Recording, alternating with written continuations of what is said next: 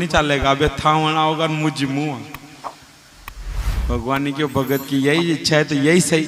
माता सीता थी क्योंकि लगाओ छुलो, हनुमान जी गया पानी लेवा, लक्ष्मण जी गया बरी तो लेवा लकड़िया लेवा, और भरत जी काटा कचरों ने, राम जी भगवान बैठी गया भगत के पास में। अब पाछे पाछे गुरु जी आया, वे भी एक पेड़ के आड़ में थे, देख रहा कि सामान तो झुको झुक पड़ियो न, यो रुकड़ा पिंदे बैठो बैठो हुत्तो का भोजन नहीं बनाई रहो। अब उन्हें गुरु जी ने इन्हें भगत से कहा, भगत आज क्या बात है, भोजन नहीं बनाना क्या? भगत के चालीरो नहीं काम, अब बार मणि जी आप भी बैठो भोजन करने जाजो। अब गुरु जी के कहीं नजर नहीं आवे, गुरु जी के कटे चालीरो काम कि देखो माता सीता चुल्लो लगे रहा है, वे हनुमान जी पानी लेवा गया है, लक्ष्मण जी बरी तो लई रहा है, और भरत जी कचरो काट रहा, राम जी मारे पाँव बेटा। गुरु जी के कटे बेटा के विंडो तो नहीं हुई गई कि बेटा तो है आप के नजर नहीं आ रहा। अधरा में चूल्हो जो अग्नि जो लागी वह गुरु जी के नजर है केवल, कि अग्नि कैसे चल गई कि माता जी ने चूल्हो लगाया नहीं। अब गुरु जी के भगत मार तो कहीं नजर नहीं आ रहा। भगत ने भगवान राम से पूछा कि प्रभु आप मेरे गुरु जी को क्यों नजर नहीं आते? तो भगवान ने कहा कि तेरे गुरु जी को भी मैं दर्शन दूंगा, लेकिन तेरे गुरु जी मुझे जिस मार्ग से प्राप्त करना चाहते हैं उस मार्ग से मैं उन्हें प्राप्त हूँ। वो उन्हें मंत्रों का, शास्त्र का ज्ञान है, अहंकार है, इस कारण से वह मुझे उस मार्ग से प्राप्त करना चाहिए। अब उनका ये ज्ञान पूर्ण होगा तब मैं उन्हें प्राप्त होऊंगा। और तू सरल है, सीधा है, तेरे अंदर कोई छल कपट नहीं है, इसलिए मैं तुझे प्रेम भाव से आसानी से प्राप्त होगा। भगत ने भी गुरु जी थी वो सो कही दियो कि गुरु जी थाने मंत्रा को अहंकार नहीं बोल था कि नजरा नहीं आवे। गुरु जी अब रोवा मंडिया के भगत थारा भगवान के मने भी दर्शन दे ना, आस्ती थू मारो गुरु ने मुंह थारो चलो। भगत के कहने पर आज भगवान ने परिवार समेत गुरु जी को भी दर्शन दिए और गुरु जी धन्य हो गए। बोलिए सियावर रामचंद्र भगवान की जय। यानी सहज बनकर रहो, सरल बनकर के रहो। भगवान को जिस रूप में आप पुकारोगे उस रूप में भगवान आ जाएंगे।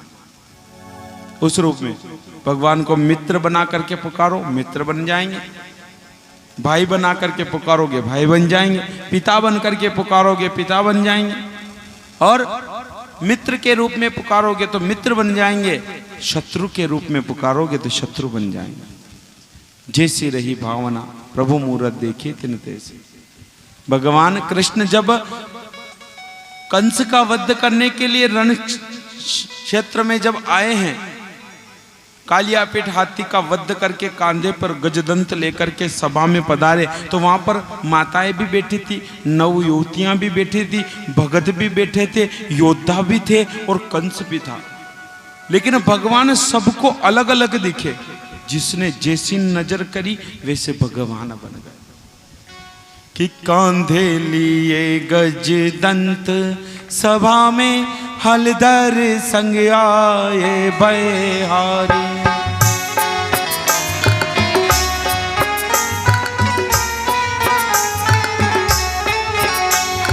महगज मार्यो दंत उखाड़्यो, देख अचंबित कंस ये भारी।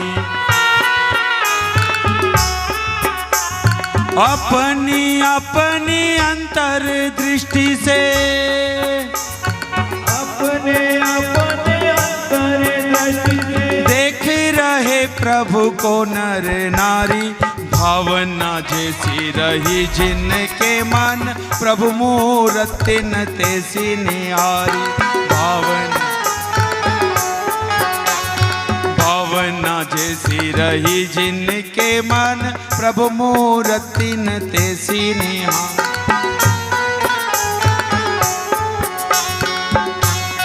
देखो भगवान सबको अलग अलग दिखे कि योद्धन को नाथ परम योद्धा, अविचित अतुलित बलवीर लगे। शस्त्रन से हाथ सुशोभित है, रण बीच खड़े रणधीर लगे।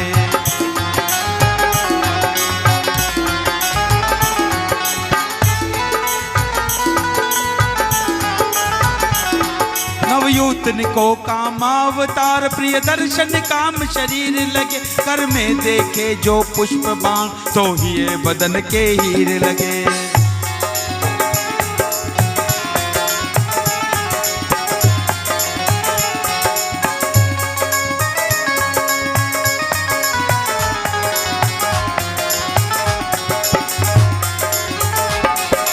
वत्सला दृष्टि से जो देखे, उन छोटे से रस खाने लगे।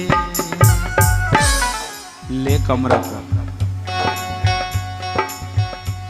वत्सला दृष्टि से जो देखे, उन छोटे से रस खान लगे। मुरलीधर मन मोहन बालक, अपने ही जीवन प्राण लगे।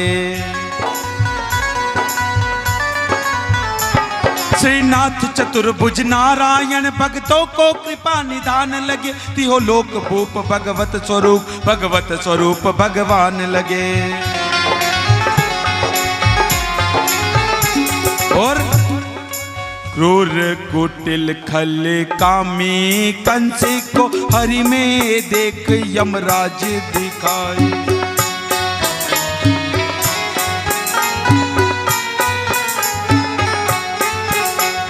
काल कराल महाविकराल, गदालिए हाथ खड़े हरि राय।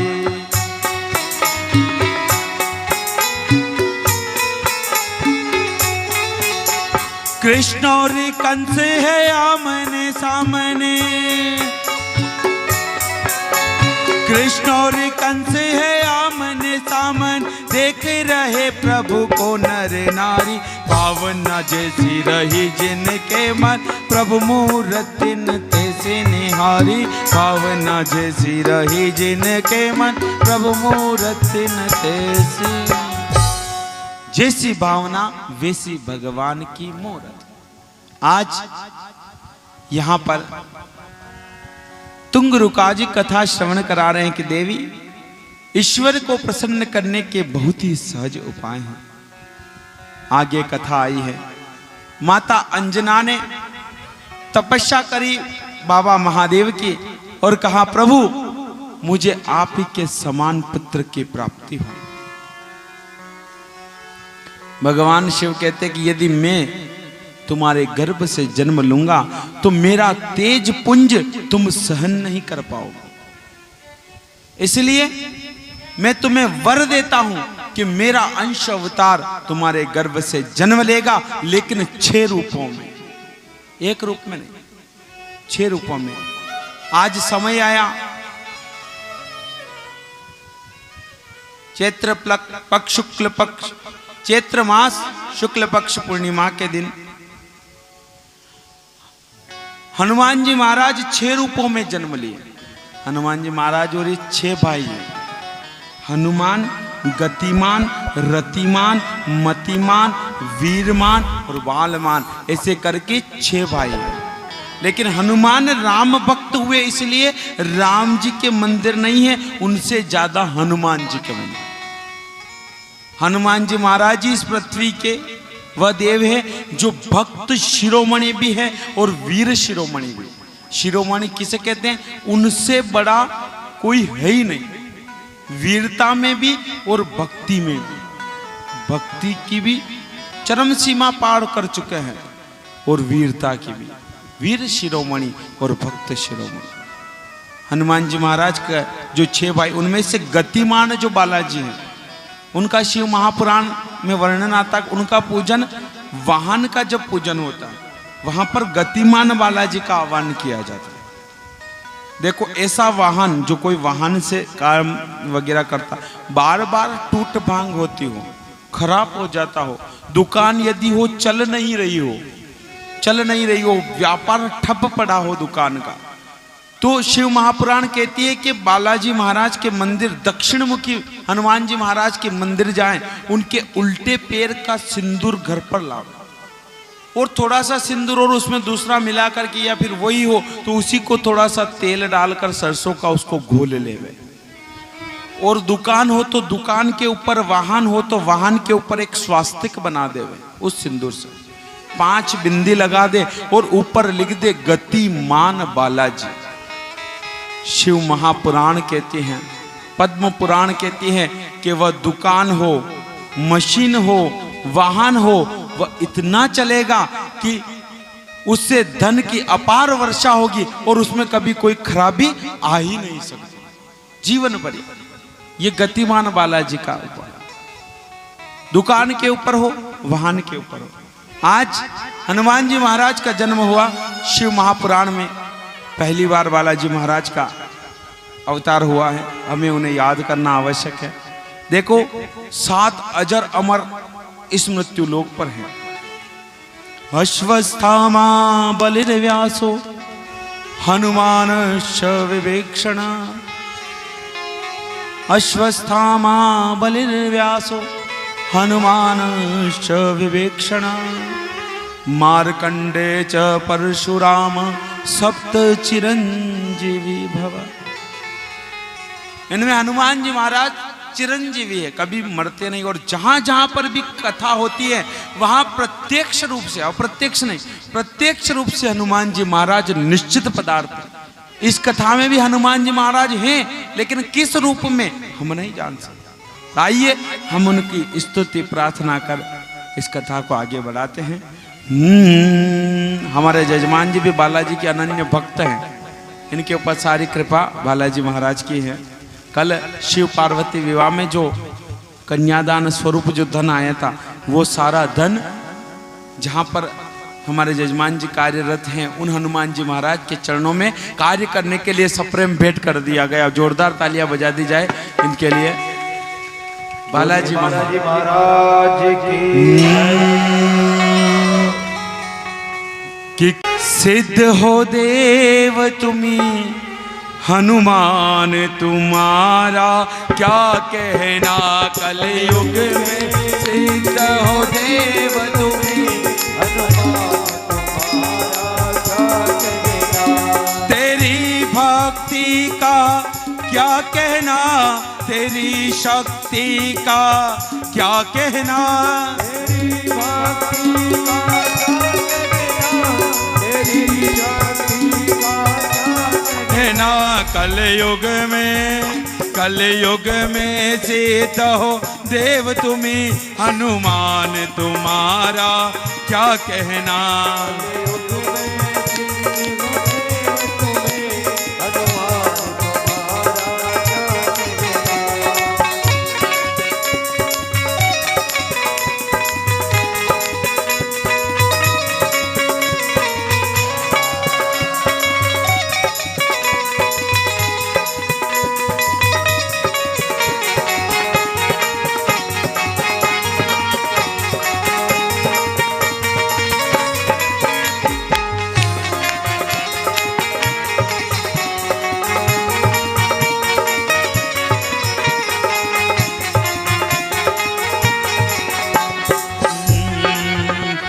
सीता माँ की खोज करी तुम 7 समंदर पार गए।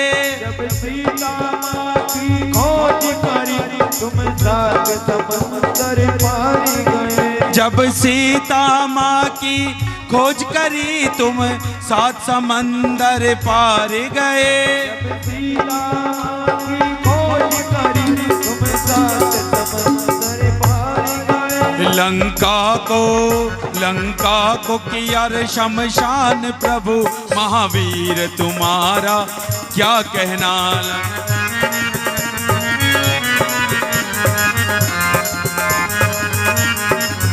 कलयुग में सिद्ध हो देव तुम्हें हनुमान तुम्हारा, क्या कहना। कलयुग में सिद्ध हो देव तुम्हें हनुमान तुम्हारा, क्या कहना।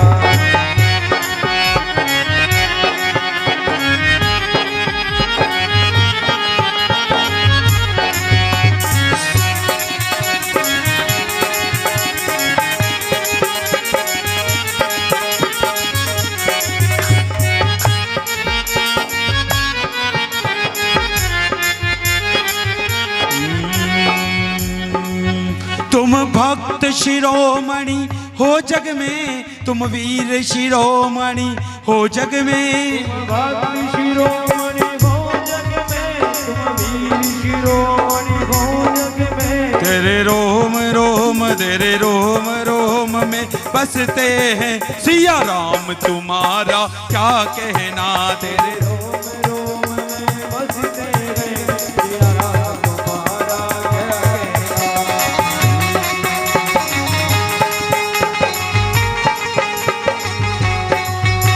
बोलिए बजरंगबली कि बाला सा थाने कुण सजाया जी कि मारो मन रो हर लीनो थारी सूरत है प्यारी। बाला सा थाने कुण सजाया जी बाला सा थाने कुण सजाया जी थार मन रो हर लीनो थारी सूरत है प्यारी।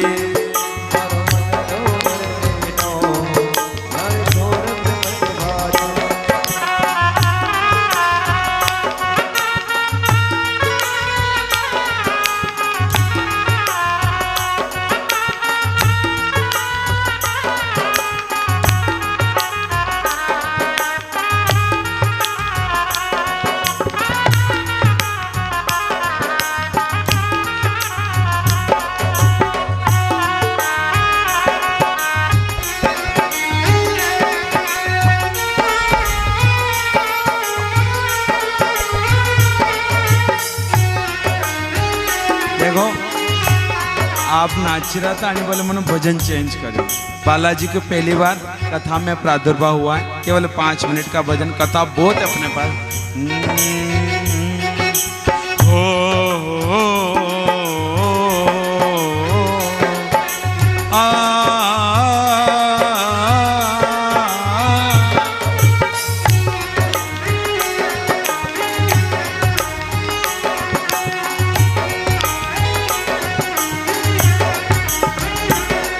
बाला सा थाने कुणी सजाया जी बाला सा थाने कुणी सजाया जी मर मनड़ो हर लीनो थारी सूरत है प्यारी।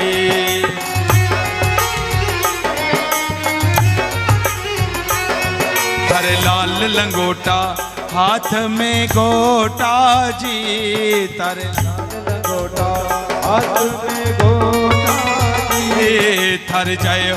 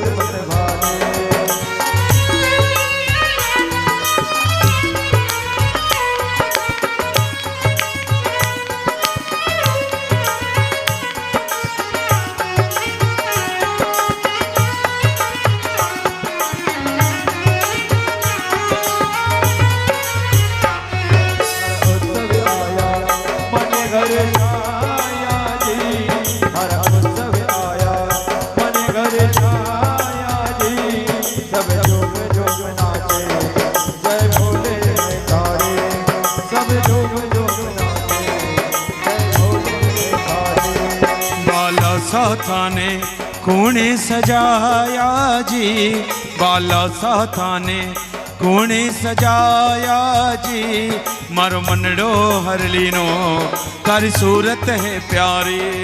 मारो मनड़ो हर लीनो तारी सूरत है प्यारी।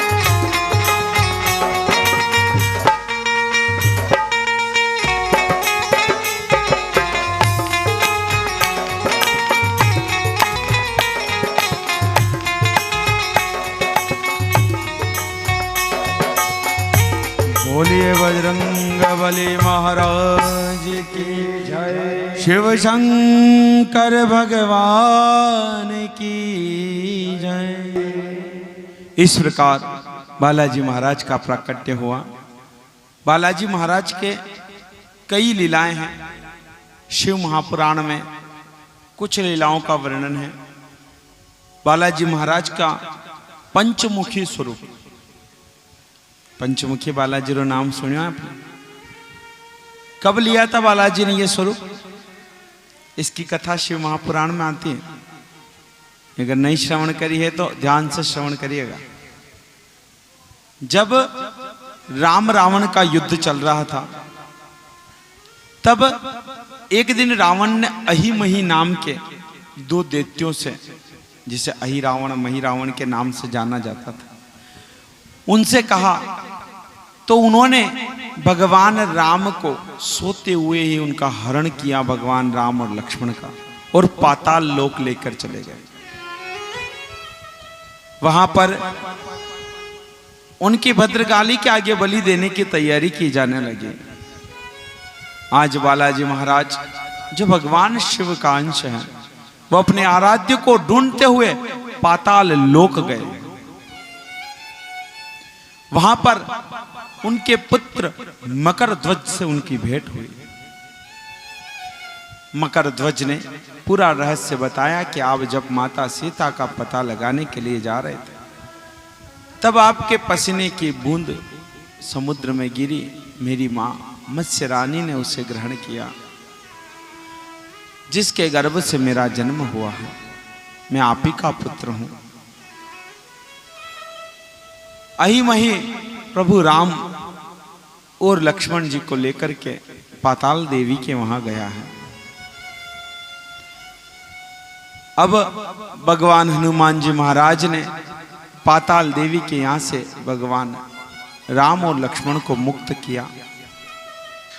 दोनों के बीच भीषण युद्ध होने लगा। अहिमहि राम लक्ष्मण के मध्य में युद्ध होने लगा। जब जब भगवान राम और भैया लक्ष्मण अहिमहि का वध करते, बाण चलाते, तब हनुमान जी महाराज देखते हैं कि कुछ भंवरों का झुंड आकर के उनके ऊपर मंडराने लग जाता है, और फिर से अहिमहि जीवित हो जाते हैं। आज हनुमान जी महाराज ने एक भंवरे को पकड़ा और कहा कि मुझे ये रहस्य बता कि जब जब मेरे प्रभु आराध्य बाण चलाते, तुम अहिमहि के मुख के यहां मंडरा कर क्या करते?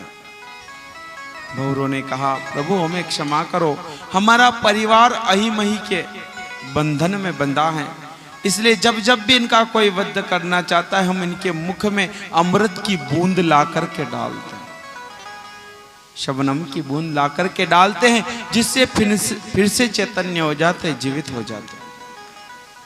हनुमान जी महाराज कहते, मैं तुम्हारे परिवार को मुक्त करूंगा।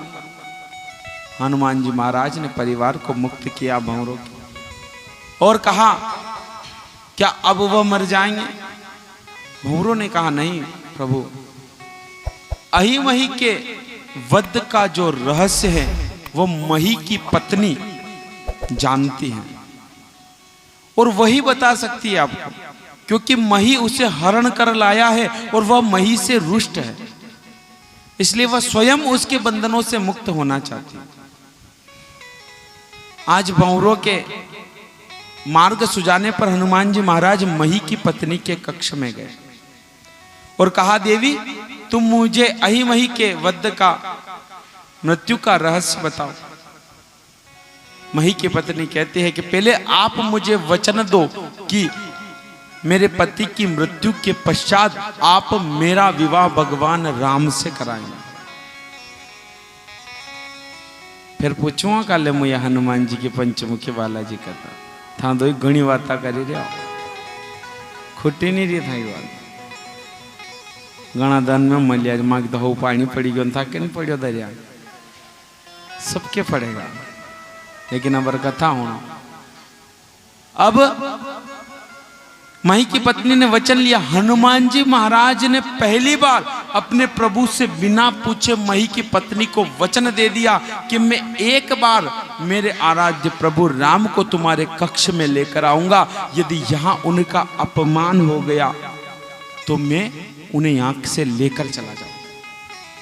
मही की पत्नी ने कहा अपमान? कथा ही नहीं हो सकता अपमान। मैं मेरे पति के रूप में उन्हें स्वीकार करती हूं और मैं उनका इतना सम्मान करूंगी, आदर करूंगी, सत्कार करूंगी, उनका अपमान तो होने ही नहीं दे सकती, मुझे स्वीकार है। अब मही की पत्नी ने कहा कि ईशान्य कोण के एक कक्ष में 5 दिए लगे हुए हैं, 4 दिए 4 दिशा में, 1 दिया ऊपर। यदि ऐसा मनुष्य या कोई व्यक्ति उन 5 दियों को एक साथ बुझा दे तो अहिमही का वध हो सकता है। 5 दियों को एक साथ बुझा। हनुमान जी महाराज गए और भंवरों से कहा कि तुम्हें मेरा एक कार्य करना पड़े। भंवरों ने कहा आदेश करो। कि मही की पत्नी के कक्ष में 4 पाई रखी हुई है, पलंग, उसके चारों पायों को तुम जाकर खोखला कर दो। भंवरे गए, मही की पत्नी के कक्ष में 4 पायों के अंदर प्रवेश किया, अंदर से उन्हें कुतरना आरंभ कर दिया। हनुमान जी महाराज कक्ष के अंदर गए हैं, 5 दियों को देखा।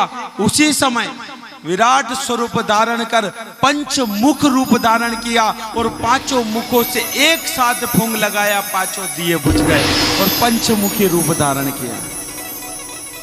इधर भगवान राम और लक्ष्मण ने अहिमही का वध कर दिया, संहार कर दिया, उद्धार कर दिया। बोलिए सियावर रामचंद्र भगवान की, बालाजी महाराज की जय। उस समय हनुमान जी ने पंचमुखी रूप धारण किया।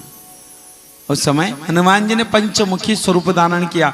आज युद्ध समाप्त हुआ, बालाजी महाराज पुनः भगवान के समीप आए। प्रभु, मैंने आपसे बिना पूछे मही की पत्नी को वचन दिया है, एक बार आपको उसके कक्ष में जाना पड़ेगा। आज भगवान राम गए, मही की पत्नी ने बड़ा सुंदर जरीदार बिछोना बिछाया है, पलंग के ऊपर, शैया के ऊपर, 4 पाई के ऊपर बिछाया। भगवान राम से कहा प्रभु आप इसके ऊपर विराजिए। जैसे ही भगवान राम उसके ऊपर बैठे, भंवरों ने 4 पाए खोखले कर रखे थे, पलंग टूट गया। हनुमान जी महाराज आए कि मेरे प्रभु का अपमान हो गया, चलो हर हर महादेव। ये हनुमान जी महाराज ने, इसलिए बल बुद्धि विद्या के दाता हनुमान जी महाराज। बल भी है, बुद्धि भी है, विद्या भी है, ये सब हनुमान जी महाराज में गुण। वही शिव शंकर के स्वरूप बालाजी महाराज का। आगे कथा आई है, आगे कथा आई है। आज भगवान नेत्र बंद कर बैठे, उनकी आंखों से अश्रु गिरा, तो उससे रुद्राक्ष नामक एक वृक्ष की उत्पत्ति हुई। एक दिन माता पार्वती के आंखें बंद करने पर उनकी आंखों से अश्रु गिरा था, तो बिल्वपत्र नामक वृक्ष की उत्पत्ति हुई। इसलिए माता जगदम्बा के आंसू से बिल्वपत्र की उत्पत्ति हुई। इसलिए भगवान शिव को बिल्वपत्र अत्यंत प्रिय है। बिल्वपत्र अत्यंत प्रिय है। जो मनुष्य महादेव को बिल्वपत्र अर्पण करता है, उसकी सारी मनोकामनाएं पूर्ण होती हैं। त्रिदलम त्रिगुणाकारम त्रिनेत्रम च त्रियायुधम त्रिजन्म पाप संहारम एक बिल्वम शिवार्पणम। एक बिल्वपत्र पूरी सच्ची श्रद्धा के साथ शिव को अर्पण करने से मनोकामना। वहां जिन खाली भवन महादेव जी ने पूरा ढाक की दो बिल्वपत्र भी देखिए, थोड़ा जगह राख नजरा आवे। अच्छा माता पूजा करवा जावे तो दही तो लई जात रो ने पानी लई जात रो ने पछो ऊपर थी दही चढ़ावे लोंदा मार। महादेव जी के घणो बढ़िया कर्यो न जल चढ़े थे थोड़ो सो दिन पर महादेव जी को ऊपर माका पड़े। महादेव का पूजन करो पंचामृत से, लेकिन जल से उनको वापिस से स्नान करा करके फिर अच्छा सुंदर श्रृंगार करो, उसके पश्चात आरती कर भोग लगाओ, तो भगवान वर की प्राप्ति देते। खाली हेला बिल मन से रोग मुक्ति के लिए चढ़ाया हुआ एक बिल पत्र ही काफी। अब प्रदीप जी मिश्रा ने, गुरु जी ने कथा करी, उन्होंने क्यों बिल पत्र खावा थी, घुटना हो जा, पेट दर्द हो जा, होता है, शिव महापुराण में लिखा है, होता है, लेकिन केवल सुन लिया और करने लग गए, किया कैसे जाता है ये पता नहीं। त्रिदलम त्रिगुणाकारम त्रिनेत्रम च त्रियायुधम त्रिजन्म पाप संवारम एक बिल्वम शिवारम। त्रिदलम तीन दल वाला, त्रिदलम त्रिगुणाकारम तीन गुणों से युक्त, त्रिनेत्रम त्रिनेत्र वाले को, त्रियायुधम त्रिजन्म यानी तीन जन्म के पाप, त्रिजन्म पाप संहारम तीन जन्म के पाप समाप्त कर देता है, एक बिल्वम शिवार्पणम केवल एक बिलपत्र चढ़ाना, तीन जन्म। आप उदर में कोई रोग है, घुटनों का रोग है, तो शिवरात्रि के दिन बिलपत्र को चढ़ा करके अर्धरात्रि में 12 बजे चढ़े हुए बिलपत्र को उठाकर बाहर मंदिर से बाहर आकर मंदिर का शिखर देख उसे चबाकर खाने से घुटने का रोग समाप्त हो जाता है, ये शिव महापुराण में लिखा।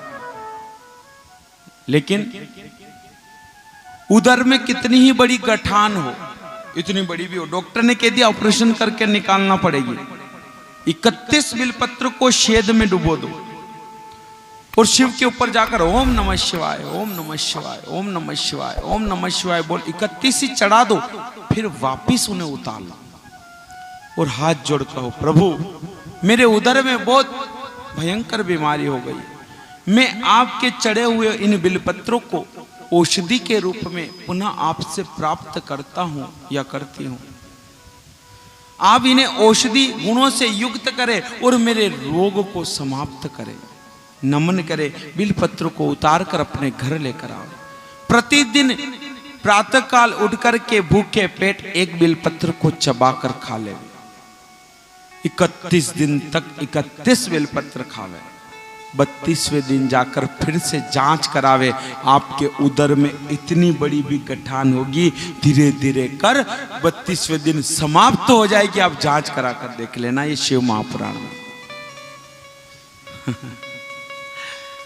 2 दिन वही क्या देखी रहो, 1-2 महिला की इच्छा भी करनी बात है, ताली बजाओ जो यूं बजाओ, पाँव वाली बजावे को नहीं देखा कर भाई बंद हो जा। अब थोड़ी सी देर पहले आना ने भी ताली बजे थी, पाँव और नहीं देखो क्योंकि डिस्टर्ब करो, फिर बंद हुई। काले माँ के मंगल भाई साहब ने यहाँ थी यूँ करियो जाना ने एकला ने बजे जो ये जितू भाई साहब की थारे के अड़ी हो गई। अगर अच्छी बात आपको लगे तो अब आनंद हो, यूं करियो उन पे देखो कोई नजर, फिर बात हुई। अच्छी बात लगे तो बजा सकते हो, उसमें कोई डिस्टर्ब होता नहीं है, रोक सकता हूँ। बोलिए शिव शंकर भगवान की जय। यानी बिल्वपत्र चढ़ाओ, लेकिन आप एक दिन मेरा एक दोस्त मलियो जो जेब में बिलपत्र लाइन को मेरो उनको कह रहा गुरु जी ने बिलपत्र खाना चाहे जयरो तो कोट्यो खान खाया, फिर हाथ का ही खाया जो गोरा में बड़ा बड़ा छाला न पचे कि मारे कोर्स चल रो उदयपुर रो। एक बिल्वम शिवार, केवल एक बिलपत्र को भी आप लेकर के औषधि के रूप में कहो और ग्रहण करो, ज्यादा बिलपत्र खाने की भी आवश्यकता नहीं। पे अंग विक्रिय हो गया हो, अंग यदि विक्रिय हो गया हो तो महादेव को सरसों का तेल का अभिषेक करो, सरसों के पुष्प चढ़ाओ, उसके पश्चात अभिषेक कर उस तेल को वापस एकत्र कर लो, उन पुष्पों को उठाकर उसी तेल के अंदर डाल करके 24 घंटे पड़ा रहने दो। उसके पश्चात उस तेल से उस विक्रिय अंग, उस पैरालिसिस अंग के ऊपर मालिश करो, मात्र 21 दिन के अंदर वो अंग फिर से कार्य करना आरंभ कर देता है। ये शिव महापुराण में लिखा है, ये शिव महापुराण में लिखा।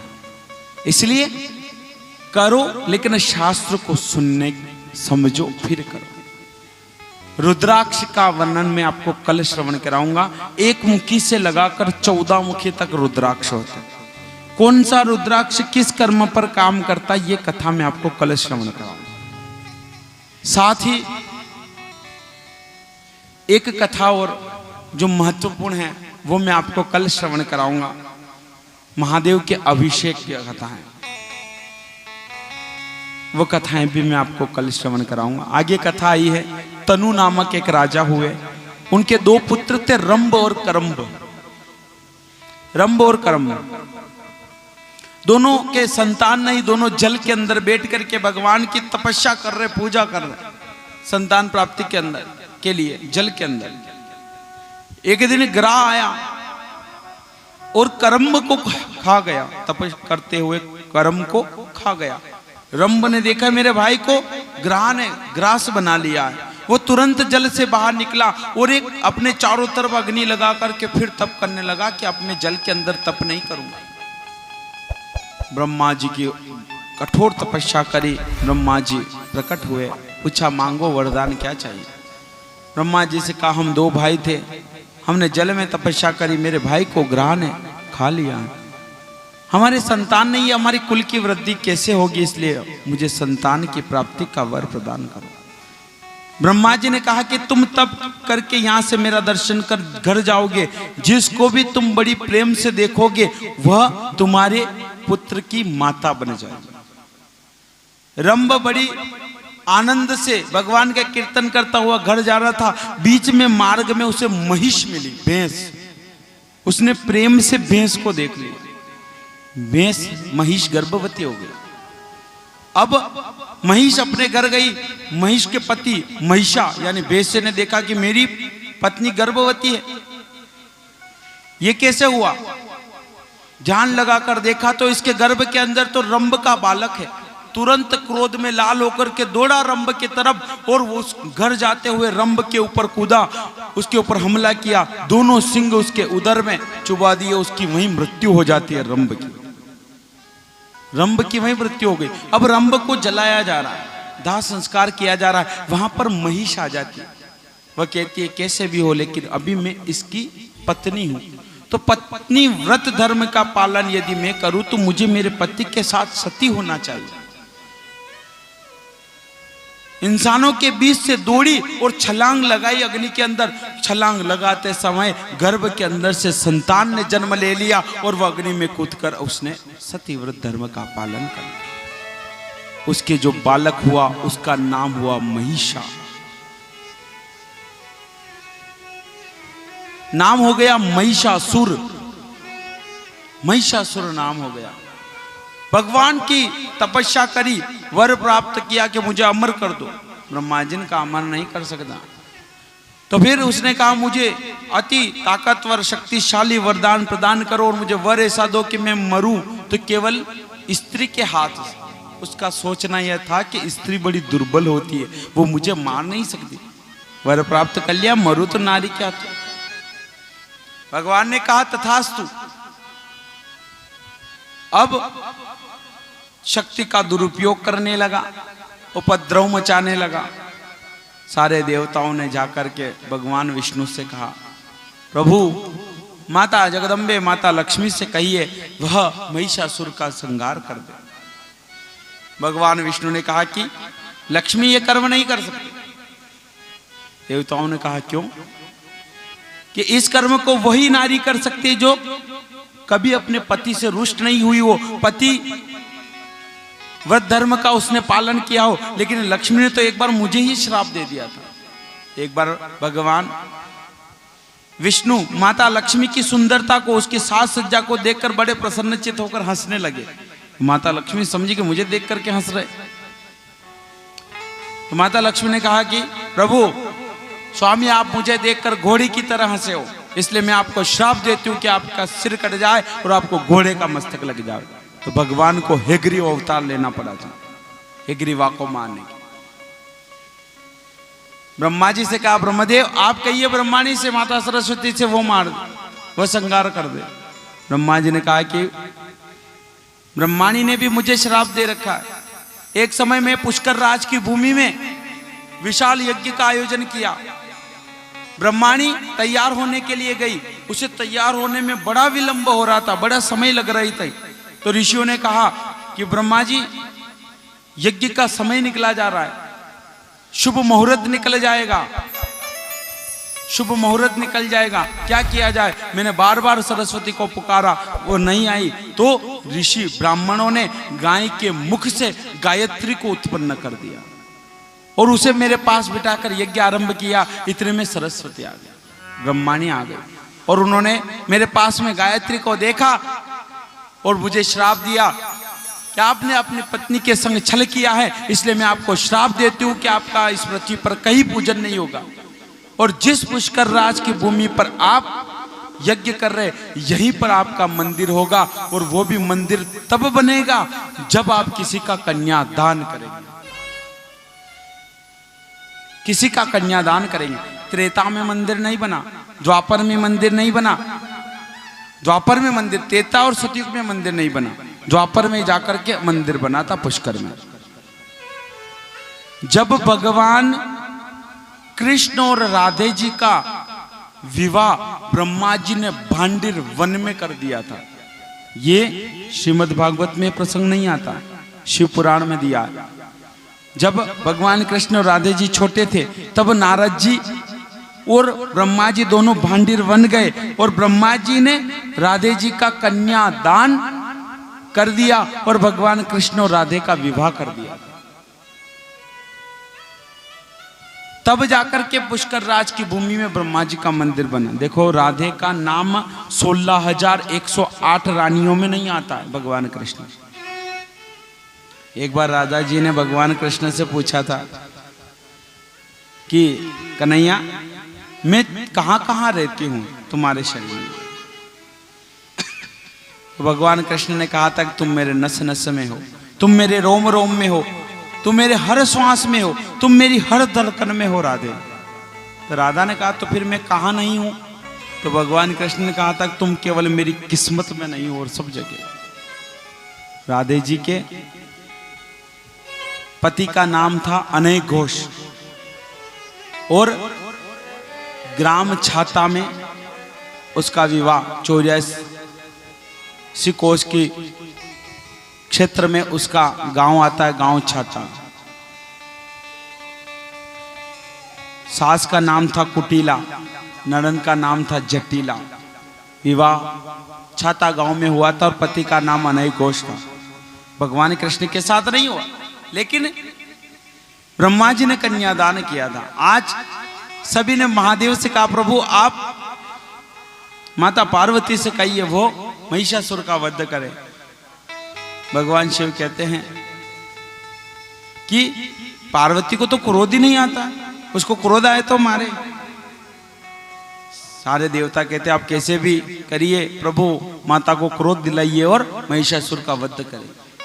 आज भगवान शिव ने सोचा कि नारी को सबसे ज्यादा क्रोध कब आता वो कर्म करे, क्यों ना कि पियर के बारे में कोई गलत सलत को आओ, सबसे ज्यादा रीस लागे, एक नहीं सही। तो भगवान शिव जाकर कह रहे कि देवी जब तुम सती रूप में थी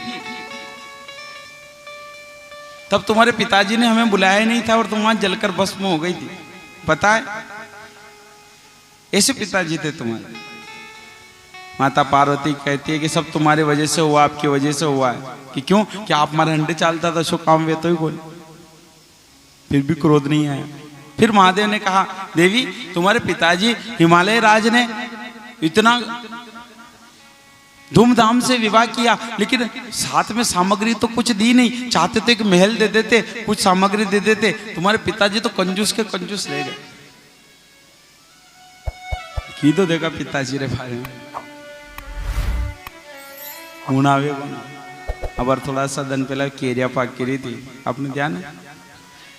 केरिया पाक की रही थी तो हमारे ससुराल में भी अम्बो है और मैं मनासा गयो जो वटोती 2 किलो अच्छी बढ़िया चूस वाली केरिया लाए, मीठी मीठी। अब अनी बीच में हमारा साला जी भी केरिया ले आया हमारे ससुराल। अब भी केरिया ऐसी के खाई लो तो 2 दिन तक रोटी नहीं खावा दात अम्मा जी। हमारी घर वाली बीच में ले मारी ने देखा की दो के खाटी है। फिर तो रोटी भी ना आवे की दो किस्तर के खाटे बोल वेले मुको मारे बाप बाजार याना कई वगड़ी गयो ये हाउ तो मैं भाई लायो ने उनके थारो भाई तो लायो पण घणी खाटी के कने क्यों खाटी की तो मत खाटी। ये पियर का प्रेम यानी पियर की तो हर चीज है।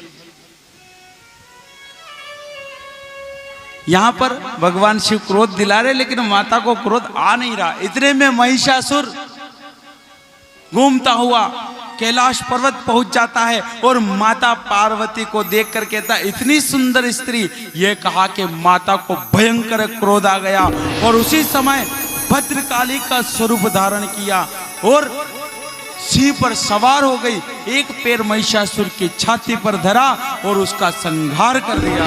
बोलिए जगदम्बे माते की जय। अम्बे तू है जगदम्बे काली, जय दुर्गे खप्पर वाली, तेरे गुण गाएं भारती हो मैया, हम सब उतारे तेरी आरती। अम्बे तू है जगदम्बे काली, जय दुर्गे खप्पर वाली, तेरे गुण गाएं भारती हो मैया, हम सब उतारे तेरी आरती।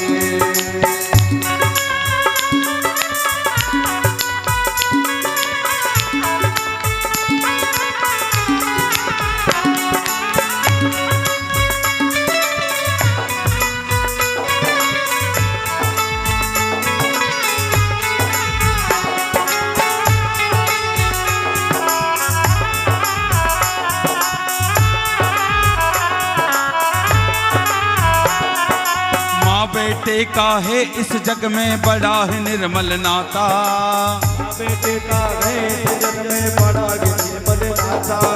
पूत कपूत सुने हैं परना, ना माता सुनी को माता, सब पे करुणा बरसाने वाली, लाज बचाने वाली, दुष्टों को पल में संगारती हो मैया, हम सब उतारे तेरी आरती।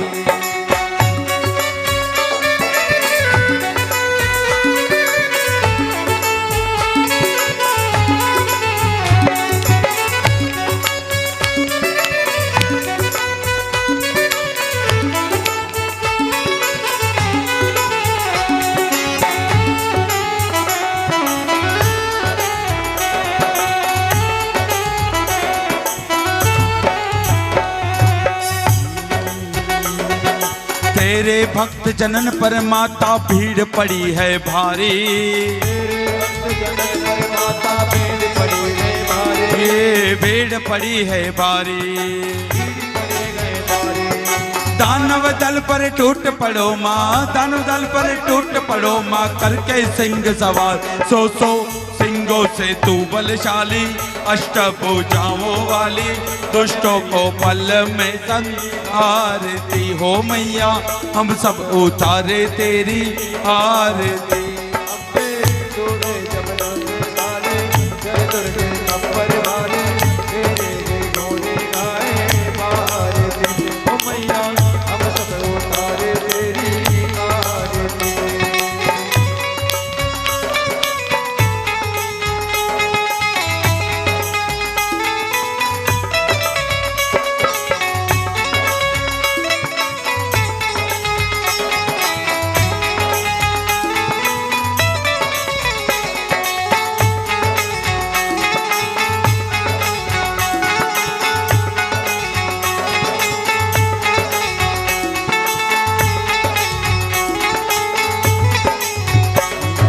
नहीं मांगते धन और दौलत, ना चांदी ना सोना, नहीं मांगते धन और दौलत, ना चांदी ना सोना। हम तो मांगे एक छोटा सा कोना, लाजे बचाने वाली, सतियों के सत्य को सवारती हो मैया, हम सब उतारे तेरी आरती।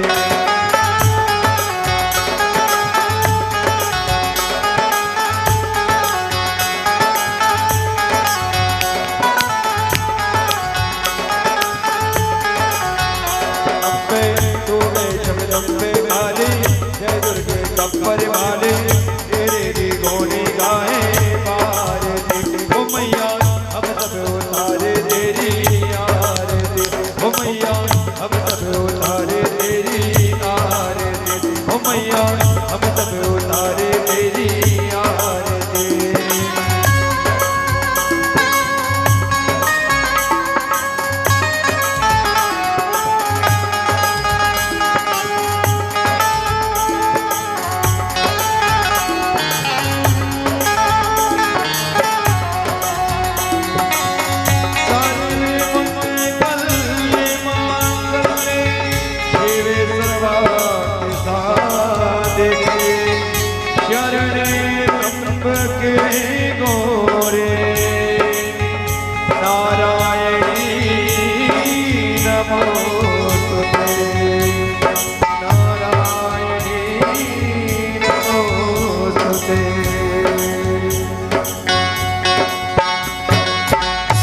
बोल जगदम्बे मात की शिव शंकर भगवान की भोलेनाथ